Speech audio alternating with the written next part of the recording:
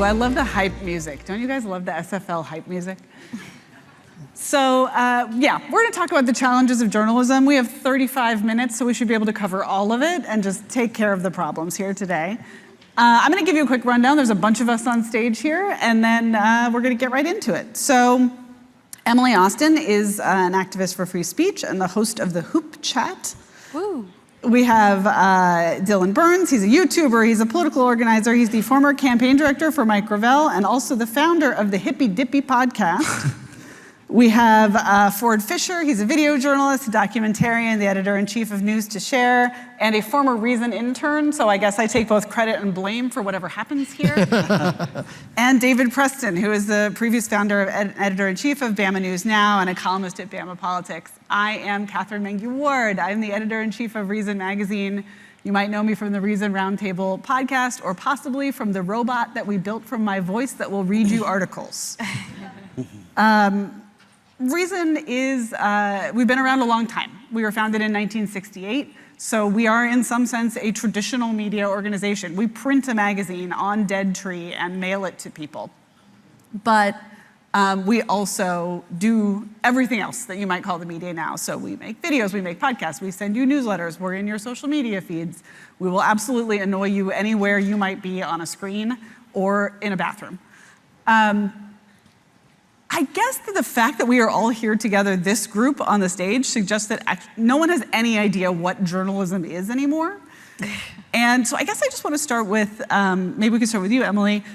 What has gone wrong with traditional journalism, and what are you doing to fix it? A small question to start with. Totally no pressure. I think the problem, which is a problem that goes way beyond journalism, is that too many people become corrupted by either bribery or something, I don't know what's bigger than bribery, but corrupted in general. And you know, oftentimes we hear the term mouthpiece thrown around. I mean, I've heard it so many times. Like, you know, when I started speaking about the Middle Eastern crisis in Israel, everyone's like, oh, you're a mouthpiece for the IDF. Now, what makes you say that? You know, and it's very easy to throw the term around.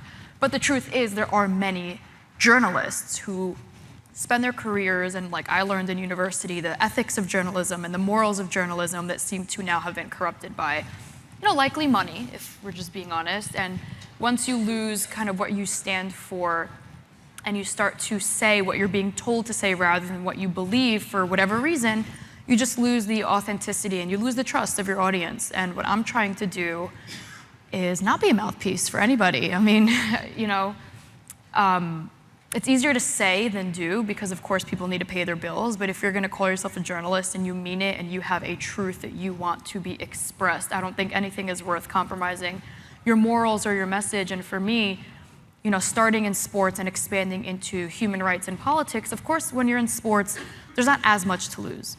You know, it's a lot different to, not that I've ever spread misinformation, but to read misinformation on who is getting traded to what NBA team versus something more dire like an election or lying about a candidate or things like that. And now that I've expanded beyond sports, I actually see what's at stake with misinformation and with lying. And what I'm very proud of is I've spent a lot of time growing my online presence. Instagram, I have the most followers. Twitter is growing rapidly for me. And I have more viral content online, and you can't really censor me online, of course, unless I'm violating guidelines and getting suspended, which happens sometimes. But you know, it's my message, and you can't take that away from me. And I'm not working for a magazine or a specific network, rather spreading my message on my platform. And by doing so, I think that I'm taking my own way and spreading my truth without having anyone corrupt it. Dylan, talk a little bit about your career and how it is absolutely not whatever we might have previously called journalism. Yeah, I got into journalism through an untraditional avenue. I started as a streamer, and then when the war in Ukraine happened, I wanted to help document what was going on. I got very interested in the conflict. I contacted other journalists I know, like my good friend Patrick Hillsman and others, and they got me into war journalism, and they helped show me the ropes, and I got interested in documenting the history, because journalism is the first draft of history. And in order to make sure that that first draft is good, you got to make sure that you dot all your T's, cross all your T's, dot all your I's. You got to try to document everything. And I think the major problem for me that I've ran into is a lot of institutional barriers. When you're an independent journalist, there's a lot of resources that are just not at your disposal. And if you want to get those resources, you have to bend the knee for a larger corporation, be it CNN, MSNBC, you get the idea, one of the bigger outlets.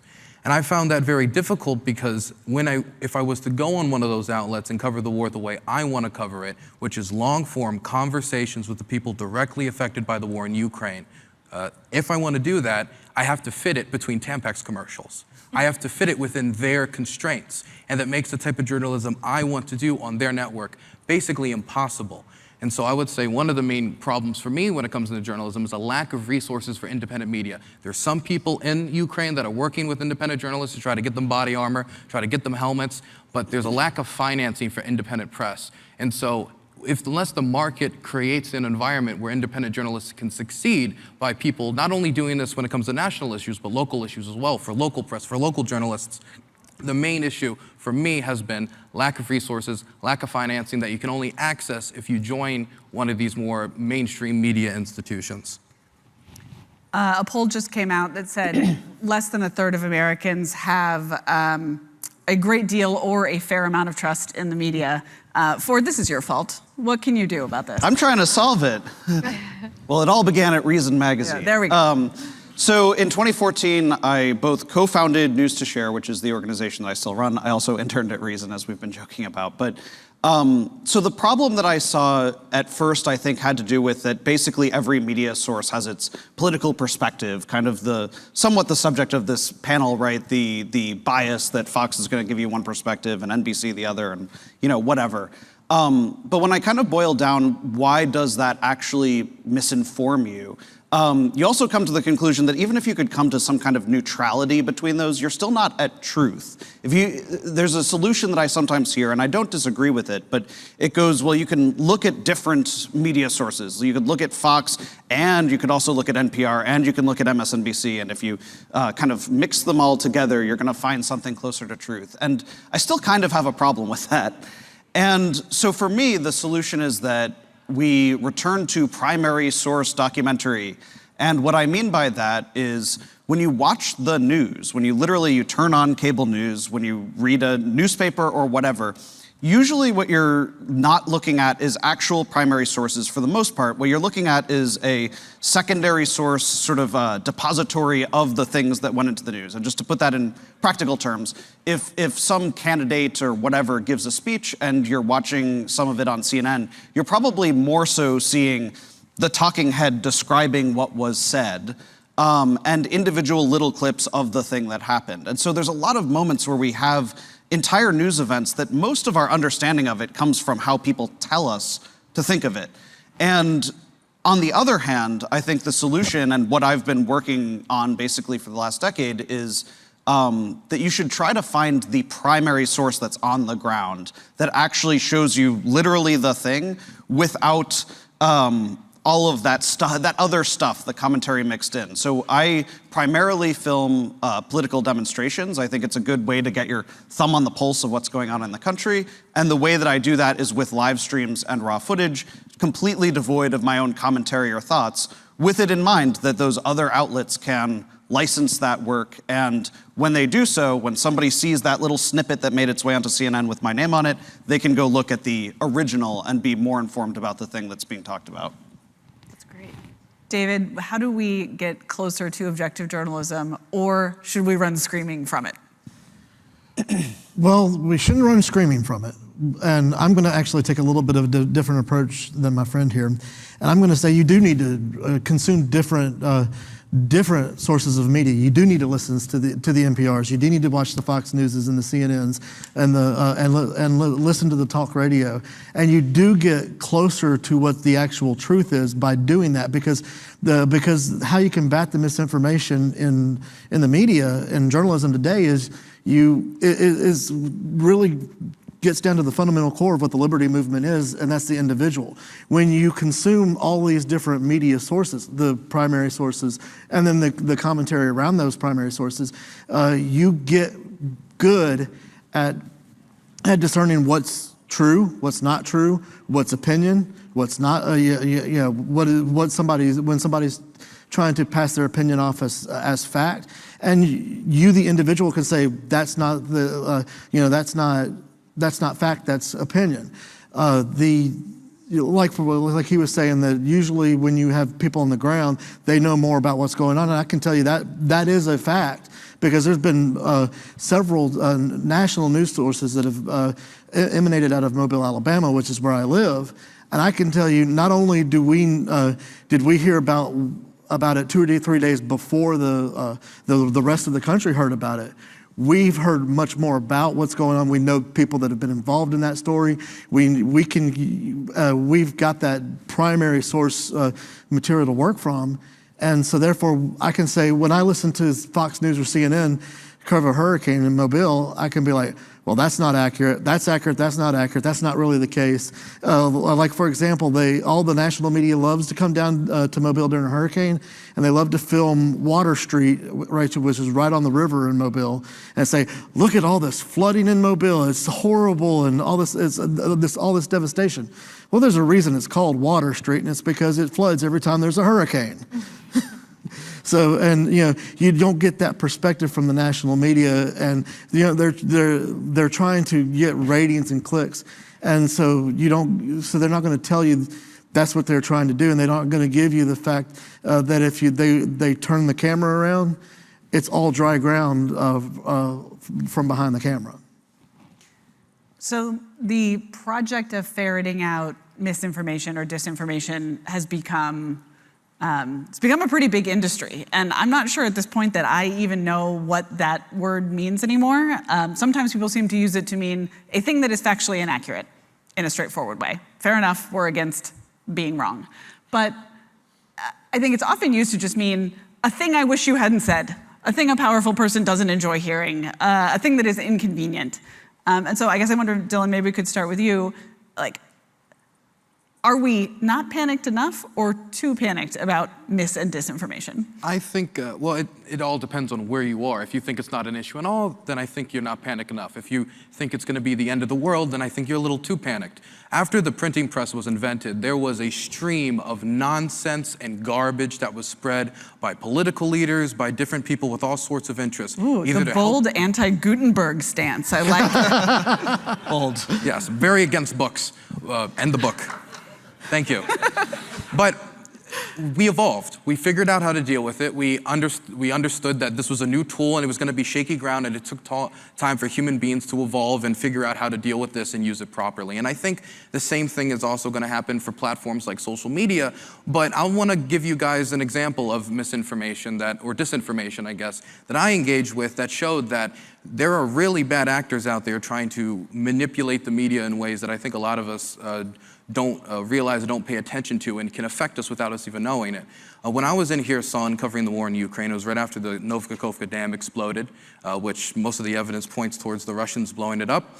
The flooding really devastated Kherson. A lot of people drowned in their homes. It was devastating. And so I went down there with my friend Anthony Barterway, and we wanted to cover the flooding, and we embedded with some German aid workers. And while covering them, saving civilians and animals, because they were focused on animal preservation and trying to save animals that were flooding, over 20,000 drowned in the flooding, we were bombed by the Russians. They targeted us directly.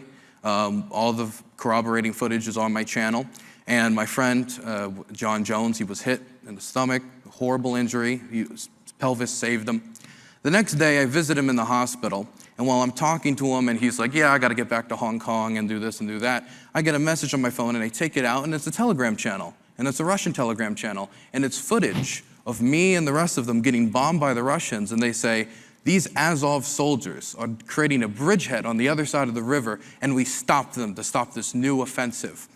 They were doing there's a few things I took away from this. Number one, the Russians are trying to get a jump on the story. If they're the first one to hit it before I can post anything or anybody else can talk about the story, that'll be the first thing people see, and maybe that'll be the impression they walk away with before anybody else sees anything. That's the first thing I took away from it. The second thing I took away from it is they were selectively sharing information. They were only showing the boat getting bombed, but if they were to zoom in or pay maybe more attention, then maybe they could see the animal carriers or the things indicating that we were humanitarian workers. And it was the selective selective sharing of information that is often the most corruptive to a good conversation, because somebody could tell you something that's true, but not include the rest of the information in order to manipulate you.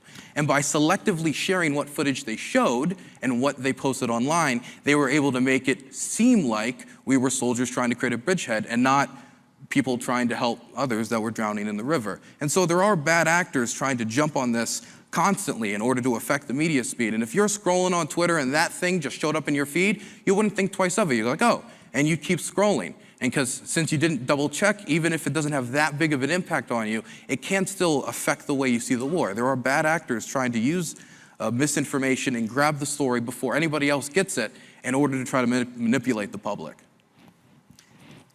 Ford, part of what you do is sort of try to solve this problem, right? If you put the full video, if you give all the footage, if you give everyone the raw material, at least in theory, motivated consumers can go seek it out.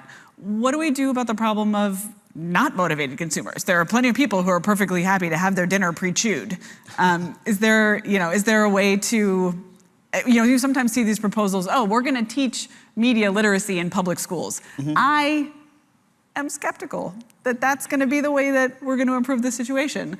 But it does seem like something needs to be done. What can we do there? So definitely teach all your young ones. my wife is a teacher, and I did do a 1-hour presentation for her 5th and 6th graders about how to find the primary sources. So that it is possible. You can teach them. I have a very magical tool that I want to introduce you all to: reverse image search. So a big problem that I've been seeing, especially on Twitter, I do love Twitter, but a problem that's been happening especially recently is that real images that actually happened are being posted deliberately out of context from the actual thing that happened. So to give an example, there's this convoy heading to the border, now it's arrived, but this week was heading to the border.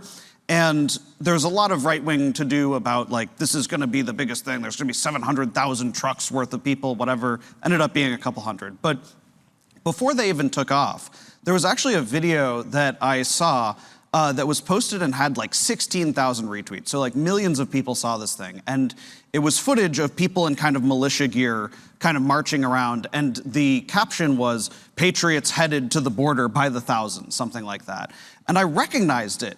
I filmed this in 2019 in Portland, Oregon. Never mind the absurdity of marching from Portland, Oregon to Texas when we have the technology, right?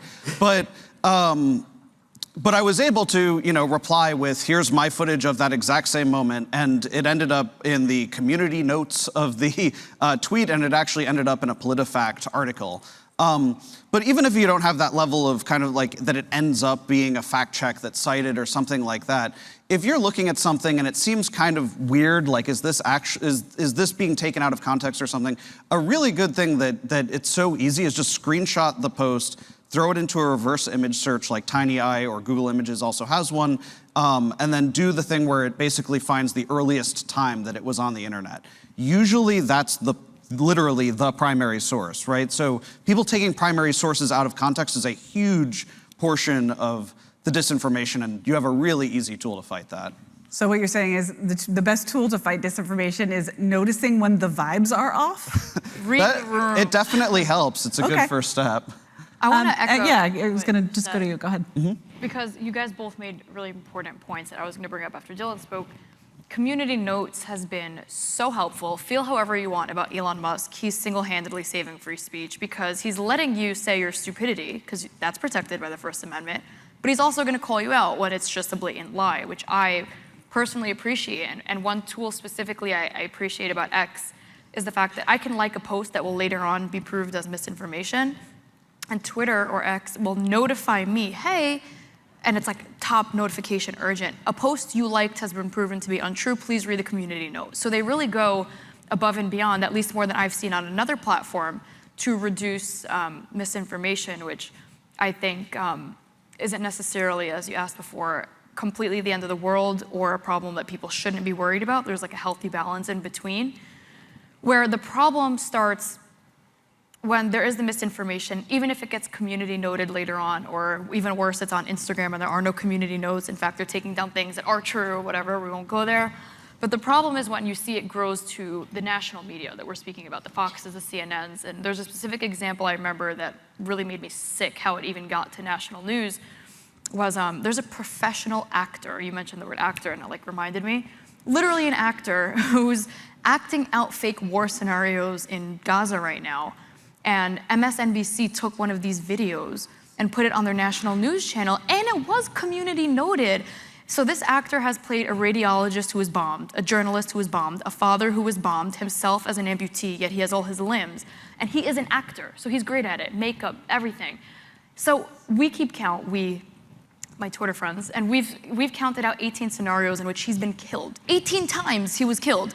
But MSNBC and CNN continue to put him on the news, and they wrote, journalist killed, father killed, hospital worker, UN double whatever, useless nations, employee killed. And I'm like, how many times could this dude die? Like, I can't see his face anymore. How are they so stupid? The same network puts him on 8 times. But that's where the problem becomes a bigger issue, because now it went from maybe a couple thousand people seeing it to millions of people who want to believe it already, because it's just the side of the political spectrum they're on, and now it becomes a bigger problem. So it's like, now the question is, how do you make people care enough to research? Okay, obviously I know it's not true because I've done my research, but now you all do your research. Like, how do you motivate people to actually dig deeper like we're all saying that they should? That's where the problem starts. You know, I learned in school too how to do reverse image searching, probably in the 3rd grade, which I think is a little too young. But the problem is getting people to actually care, which I can speak for myself is very frustrating. Very frustrating. That actor identifies as a cat, so he's got 9 lives. Yeah. He's used them up, it sounds like. He has 17, apparently. Yeah, he's done. Oh, he has a name, Mr. Fafo. It's like trending on Twitter. Yeah, he's cool. So I think, you know, in a way what community notes are is sort of a testament to this, maybe the antidote to bad speech is more speech, and if we just have enough points of view, it all evens out. I think, though, that many people on the stage have at least at some point been accused of doing misinformation, right? Have been accused of producing something that's somehow poisonous to the polity. Reason has had experiences where videos have been taken down for, you know, what I think is important to emphasize is often in fear of or at behest of a government agency, right? Like somewhere behind the censorship, so often lurks a person with actual political power. And sometimes, you know, in many nations, many of the countries that people are representing here, it's quite overt. You know, shut down your newspaper or we will kill you. Sometimes it's subtler, as when the CDC sends a bunch of emails to Facebook, who then sends a bunch of notes to people saying, hey, we kind of don't love your take on COVID or global warming or whatever it is. I wonder if we could just do a very quick lightning round of what in misinformation have you done? Oh, or we're incriminating ourselves. Been accused of doing, maybe. And maybe we'll start with David. Well, confess your sins, David. When it comes to misinformation or disinformation from me, it's probably going to be around Boeing. I take credit for, in the aviation industry, there's a long time saying that if it's not Boeing, I ain't going. I take credit for changing that statement to if it's Boeing, I ain't going. I've disliked Boeing since even before the MAX plane was a thing. So I'm very open, I'm very honest about my dislike of the company.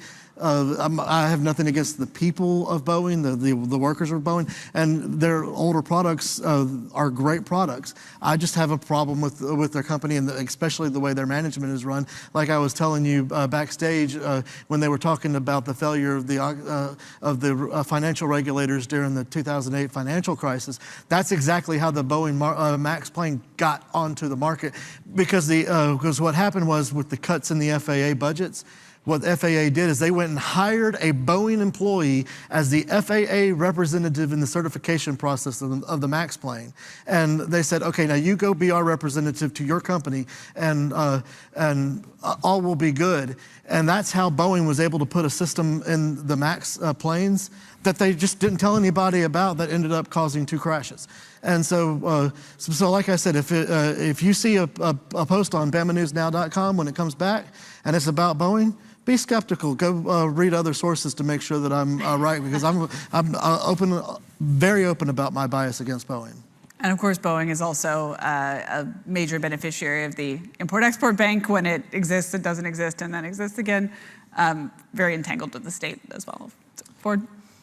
Setting the stage, January 20th, 2021. Joe Biden is being inaugurated. January 6th has just happened, so the city is pretty much locked down. There's very little demonstrations. I'm out there filming whatever I'm gonna see, and I came across basically a religious hate group, God hates, and then, you know, all kinds of expletives, that kind of thing. And so I filmed that demonstration happen, and a person across the street who is not wearing a shirt yells at them, and I have this exactly in my head, these are exact words, correct your hate, correct your hate, correct your hate. I still believe the election was stolen, but you, sir, are preaching the wrong form of Christianity. That quote made it into my YouTube video. It was 8 minutes long of this one demonstration that happened outside the inauguration. I was suspended from YouTube for 2 weeks for election disinformation because the shirtless man, in part of one of the sentences he said, I still believe the election was stolen, but. So, you are engaging, according to YouTube, in election disinformation if a shirtless person yells the words, I still think the election was stolen. I never made such a claim, right? My style is purely observational. I just filmed the thing happening. But YouTube essentially took the position that if you don't actually disavow the disinformation about the election, or if someone makes a claim related to COVID that they view as disinformation, then you personally have engaged in the disinformation regardless of what your own intention is, which of course I think is ridiculous because in reality, the video is a true accounting of what happened. Our MC for this weekend, Robbie Suave, had this exact same problem, only it was just Donald Trump speaking. So oh, I've been suspended for filming Trump as well. Same issue. While he was the president. Yeah. I was going to actually talk about demonetization, so you stole it, so you sabotaged me. But besides that, I'll just say a fun story then. So my name's Dylan Burns, last name Burns, and some people are confused as to how quickly I went from Twitch streaming to war journalism, filming on the front line. How did you do that so quickly? And people have made certain theories, and one of the theories was Dylan Burns, the head of the CIA's name is William Burns. He's my grandfather. And I have seen any number of different, like, cavalcade of different string connected to this string trying to connect me to the CIA because, in my opinion, now this is my interpretation of events, maybe I presented something, or a war crime, or a picture of something that did not match with their pre-conscribed notion of how the world works, or how the war is going, or what's being fought over, what war crimes have been committed. And I want to say, like, a big warning that I know the historian Timothy Snyder has talked about, and a lot of people have talked about. A big warning I want to give is about a dedication to the truth. It cannot be that you walk back from your conclusion once you find something that does not match up with your preconceived notions that you found. If that is what we do, if we find something that's inconvenient and then we go to Google and try to find a bunch of studies that say the exact opposite because that makes us feel uncomfortable, then what this becomes is not a contest in what is true, what would be best for the country, what would be best for the society. It becomes a contest in who can perform the best, who can put the most bells and whistles and horns and get the most attention and put on the best show in politics, not who's dedicated to the truth, who's dedicated to reforming the country for better. And that's what I'm really scared about, because that's what I think is happening right now, is we have a bunch of people engaging in a clown show over talking about policy issues. I think my story is a little more incriminating, but I took accountability for it, so here we go. I'm sorry I keep bringing it back to October 7th in Israel, but that's just been all-consuming for me lately. So after October 7th, needless to say, we're all on social media. There were so many horrid videos going around of things I don't want to describe right now, but we've all seen them. But in addition to what actually happened, a lot of old videos of other horrible crimes started to resurface. And one in particular that bothered me, and I'm going to apologize in advance, is a video of a woman who was being burned alive. And now that's something I saw maybe October 8th or 9th. And right away, you know, the caption said, woman burned by Hamas, and I was like, oh my God, this is horrible. I have to, like, you know, share every atrocity. And by the way, 99.9% of them that I shared were actually things Hamas committed. But that specific video was taken, I think, in like Colombia in 2016, and I put it on my story. And now I have 2 million followers. That's a lot of people to influence. So I try to spread only the truth. And in sharing that video, I literally wrote, Israeli woman burnt alive by Hamas. And it's a horrid video. Now, right away, I got hundreds of DMs. This video is old, it's from Colombia, blah, blah, blah. And immediately I took it down. Now, 20,000 people had already seen it. So right away, I did another post apologizing, and I said, excuse me, that my last post was false. It was XYZ, and I'm sorry for sharing something. I believed it to be true, and of course I got so much hate, but I can at least, sleep at night knowing that I tried to correct it. And on a less serious note, I was vegan for 2 years, and I went all out, extreme PETA advocacy, until I became severely anemic. And then I broke my veganism like 2 weeks ago, and this morning in DC I posted an egg, and the vegans came for my throat and said, "You lied about being vegan." So I had to make a post announcing that I was no longer vegan so I don't look like a fraud. So 2 examples of misinformation being spread, one more serious than another, but I think accountability is an easy way to undo the damage that you've done. So this has been a little bit doomy and gloomy, I guess. Maybe let's try to end on a positive note. At Reason, we think that you absolutely can do journalism that has a point of view, and it can also be journalism with integrity that improves the quality of the discourse through investigation, analysis, whatever that may be. This is an idea that is both ascendant and completely out of fashion, right? I think everyone would agree on some level, the media is biased. Everyone who is a journalist is also a human. So at the very, very basic level, you're bringing your preconceived notions. Y'all are here at Students for Liberty, so you presumably have some ideological commitments that you would bring to your work. How do you combine having strong ideological commitments and a vision for a good world with doing journalism with integrity? Why don't we start with you? Well, you've pretty much got to, like I said, you, the individual, have to really have a commitment to the facts. Like, for example, even with me with Boeing, as much as I dislike them, whenever I start talking factual things, I'm going to try to be as honest and factual as possible. And I get my information from other journalists, especially about Boeing, from other journalists that are in the Seattle, Washington area. Dominic Gates and John Osweiler, Dominic Gates of the Seattle Times and John Osweiler of the Air Current do great work in covering Boeing. So if I'm passing along technical information or factual information like the MCAS system I just said, I'm getting that information from them. I'm not getting it from me. That's not something that David came up with. Like, for example, how many of you have heard of the story of the Clotilda, the last slave ship to bring slaves from Africa into America? It came into Mobile. They recently, a few years ago, they recently found the remains of the ship. If you just listen to ABC News and the national media, and especially National Geographic, you would have thought Jim Delgado had discovered it, but it wasn't. It was a local environmental reporter by the name of Ben Raines that had covered it. And he had not only had he documented all of his efforts, but the local media had done such a good job of getting his story out there that the local museum actually corrected a misinformation that was in the museum about Delgado finding the Clotilda, and they changed it and corrected it to Ben Raines. So you just got to be vigilant, and you've got to put the right information out there, and then eventually people will come along and correct it. Emily? I would echo kind of what everyone's been saying to conclude. Stick to the facts. Now, the question of finding what's fact versus fiction, that's going to be up to you guys and your investigative skills, and I have faith in all of you. Being here shows me that you guys do care. Something I've actually been mocked for, but it gets to the point, is like I do a lot of debates on air, and there's no going back once you've said it live. So one thing I do that people laugh at me for is I always I don't even argue with the person. I have a pamphlet or stats or something backing up my argument, and I hold it up to the camera like an idiot, like population growth or like a fact sheet of I always have the facts and I have the primary source, like you keep emphasizing is important.